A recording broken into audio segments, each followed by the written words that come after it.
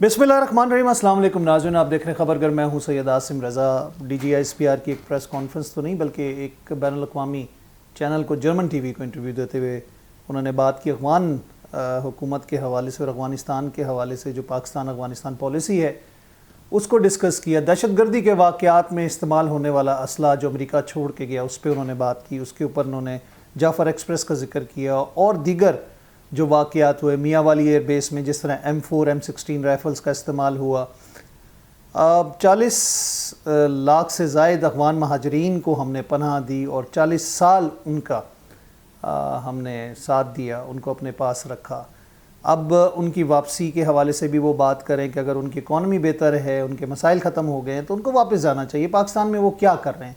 और दूसरा ये है कि हर पाकिस्तान दुश्मन अनासिर जो हैं उनके साथ उनका ताने बाने नज़र आते हैं। जो अटैक पाकिस्तान पे होता है, ख़वारिज की बात करें या फितनतुल हिंदुस्तान की बात करें, उसमें जितने दहशतगर्द हैं या वो वहाँ ट्रेनिंग लेते हैं या वो सरज़मीन इस्तेमाल होती है, बल्कि अब तो यहाँ तक है कि अफ़गान तालिबान के साथ मिलकर वो पाकिस्तान सरज़मीन पर अटैक करते हैं।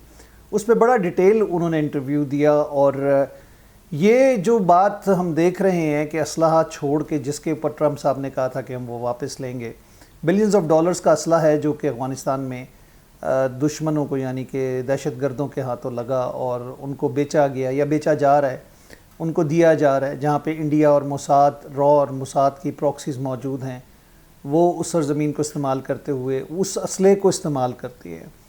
तो ये डेलिब्रेट एफर्ट लगती है हमें। बारक ओबामा का जो लास्ट यूनियन एड्रेस था उस पर उन्होंने कहा कि अगले 20 साल तक मैं इस खित्ते में टर्माइल देख रहा हूँ। फिर अचानक चीन को काउंटर करने के लिए ट्रंप साहब कहते हैं कि कंधार एयर बेस जो है उसको हमें नहीं देना चाहिए था, हमें वापस लेने की बात कर रहा हूँ। तो ये खित्ते के अंदर टर्माइल की बात जो आती है उसके अंदर सीधा सीधा हम ये देखते हैं कि जो पॉलिसीज़ हैं जो इंटरनेशनल पॉलिटिक्स की वो शामिल ज़रूर हैं। और पाकिस्तान के साथ जो मामलात हैं उनको देखा जाए तो उसमें अफ़गानिस्तान जो है वो सिरे से हमें फसाद की जड़ नज़र आता है। अच्छा, दूसरी तरफ हम इसराइल के हवाले से बात करते हैं कि वो उधर फसाद की जड़ है। इधर भारत है, अफ़गानिस्तान है, तो उधर इसराइल की नज़र आती है। 10,000वां इजलास हुआ सिक्योरिटी कौंसिल का, गज़ा में जंग बंदी की बात हुई और उस पर जो 15 मेंबर्स में से 14 ने वोट दिया फौरी जंग बंदी के हवाले से। अमेरिका वीटो कर गया। अमेरिका का बगल बच्चा है या अमेरिका इसराइल का बगल बच्चा है, जो कह लें, उसको हमेशा प्रोटेक्ट करता है और हर गैर कानूनी काम को सपोर्ट करके उसको प्रोटेक्ट करने के लिए अमेरिका खड़ा हो जाता है। अमेरिका को एक फ़ैसला करना पड़ेगा। इस वक्त हम जहां देख रहे हैं कि अरब ममालिक की पाकिस्तान के साथ एक अलाइंस बन रहा है। सऊदी अरब का और पाकिस्तान का डिफेंस पैक्ट हुआ, एक डिफेंस डील हुई है मुश्तरका, जिसमें दोनों मुल्कों ने इल्हाक किया है और एक दूसरे के ऊपर होने वाले अटैक्स को मिलकर लड़ने की बात की जा रही है। इसी तरह हमें गल्फ़ के अंदर और 57 मुस्लिम ममालिक का जो इस्लामिक ममालिक का इजलास हुआ था उसको अगर हम देखें तो उसके अंदर इसराइल जो है वो डेफिनेटली हिला ज़रूर है, लेकिन उसको मालूम है कि अमेरिका मेरे पुश्त पे मौजूद है उसको सपोर्ट करने के लिए और उसके हर गैर कानूनी काम को प्रोटेक्ट करने के लिए। तो अमेरिका को एक पॉलिसी लेनी पड़ेगी, क्योंकि अमेरिका के जो ताल्लुकात हैं, अब कतर को ही देख लें, 400 करोड़ का जहाज़ गिफ्ट किया गया था। क्या रॉयल रिसेप्शन थी ट्रंप के दौरे के ऊपर और क्या जहाज़ दिया गया और क्या उनके साथ मामला तय किए गए। लेकिन हुआ क्या, वहाँ पे सबसे बड़ी बेस मौजूद है जिसको मिनी पेंटागन कहा जाता है कतर को, वहीं पे इसराइल ने अटैक किया, अमेरिका की मौजूदगी में अटैक किया। ऐसा हो ही नहीं सकता कि अमेरिका की नॉलेज में ना हो या अमेरिका के रडार्स में या अमेरिका की बेस के ऊपर इस चीज़ की इत्तला ना आई हो। तो ये तमाम चीज़ें बड़े कुछ वाजे कर रही हैं।